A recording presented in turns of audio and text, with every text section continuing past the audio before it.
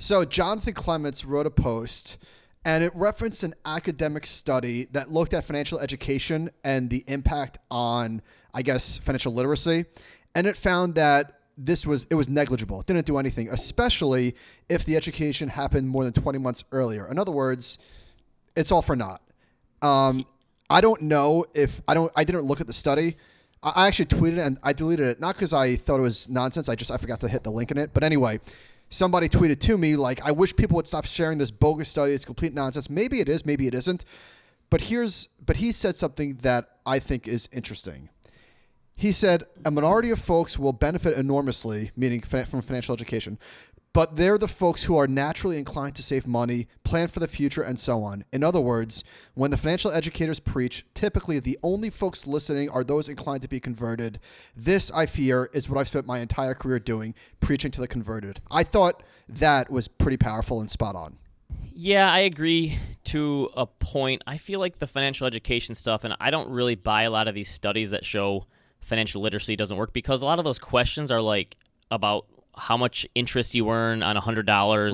Right. There's such basic questions. They're also asked to like people that are, 40 years old. Like it's probably, I don't want to say it's too late, but I think when you're talking about financial literacy, we're really talking about like getting started at an early age, right? Like it's a fundamental building block in education. And I don't know if there's ever been a groundswell for a big, huge project to actually help people change their finances in a meaningful way, not just teach them what compound interest is. That doesn't do anything. So there was this, John Reckenfehler at Morningstar has been writing recently about changing the 401k retirement system because he thinks it's broken. And he shared this stat from another article which said that even workers of relatively modest means, those earning $30,000 to $50,000 a year, are 12 times as likely to save for retirement in a tax advantage account if they have access to a plan at work. So give people, even with lower incomes, access to a retirement plan, and they're going to save. And so that's part of it, is just like this institutional, systematic thing where there just isn't a lot of people who are financially illiterate don't have options to save in an easy way. So Reckenfehler wanted to put this together, the plan that was just this big 401k that everyone has, and it's not tied to employees or employers. And I actually tend to agree. And I've written about this in the past. Here's my 5-point plan for making a better retirement plan for everyone. Let me know what you think. So I think we open up the thrift savings plan, which is the government plan. It's run by BlackRock. Every fund in there is an index fund, and they cost like 2 basis points, basically. They have like 5 or 6 funds and then a target date fund. I would open it up to everyone regardless of their employment status. And if anyone gets a job, you're auto-enrolled, and you have the option to opt out, and then you have the auto increase over time. Wait, I don't want to put words in your mouth, but I assume this TSP plan lives on the blockchain. I would hope so. My brother is an employee of the federal government and has access to it and has showed me it before. And you can actually look at it online. It's pretty easy.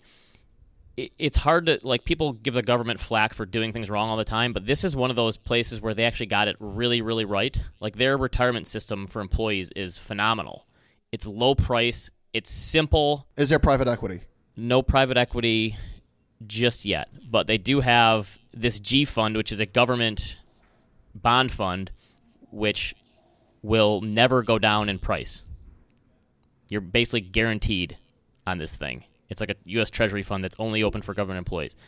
Anyway, I've read about this in the past. I think I would love it, because the problem is you're tied to your job. You have your 401k at your job, and you have to deal with rollovers and moving it around. It would just be nice if we had a plan that would make it easier for people to just keep a retirement plan in one place. And if they jump around at jobs, especially for young people, that way they're not tempted to take it out and spend it, or just keep it there and let it languish, and they just have this plan all the time that's available. And if employers still want to offer a plan to offer a match and a better perk for their employees, that's fine. But if we had a plan that was open for everyone, the government already has one that they could open, I think that would be beneficial. Yeah, I thought that his piece was definitely worth reading. We've spoken about this previously, another topic. Like how many billions of dollars they call leakage, where people will, instead of rolling over their plan to a new company, they'll just take the money out. Yeah, and he talked about that was one of the bigger problems, and that's because people change jobs more frequently than they used to.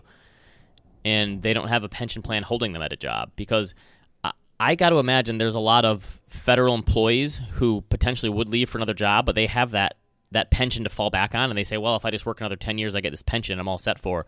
A lot of people don't have that. So sticking with pension, Blair, our colleague Blair duQuesnay, wrote a really good piece about Social Security. Some numbers in here that I wasn't aware of. Social Security benefits replace about 40% of pre-retirement income on average. Pretty good. That's probably the way most people are going to make it through retirement is Social Security. Well, here's the however. However, they estimate that 21% of married couples and 44% of single retirees rely on Social Security for over 90% of their income. That kind of dovetails nicely with our stats from a few weeks ago about how we said a lot of people just don't have a lot saved for retirement, right?